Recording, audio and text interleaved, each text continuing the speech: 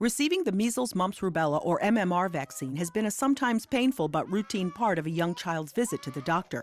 However, there have been questions about the safety of the MMR vaccine, especially from parents who have children diagnosed with autism spectrum disorders, or ASD.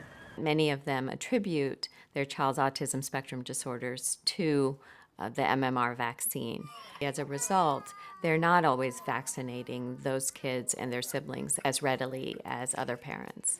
Dr. Anjali Jan from the Lewin Group and co-authors studied more than 95,000 children enrolled in a large commercial health plan, following them from birth to at least 5 years of age. These children all had an older sibling enrolled in the plan. Researchers were particularly interested in children whose older sibling had an ASD diagnosis, since that puts the younger child at a higher risk for ASD. We found no evidence of a harmful association between the MMR vaccine and autism spectrum disorders.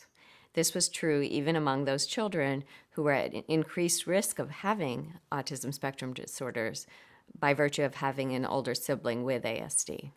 The study appears in JAMA, Journal of the American Medical Association. We found that parents who have a child with an autism spectrum disorder already are vaccinating about 10% less than the parents of children who have unaffected siblings.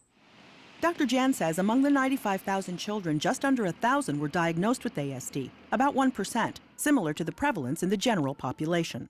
This study confirms the safety of the MMR vaccine using recent objective data and a very large data set. We hope that this reassures parents when they're making healthcare decisions for their children. Catherine Dolph, The JAMA Report.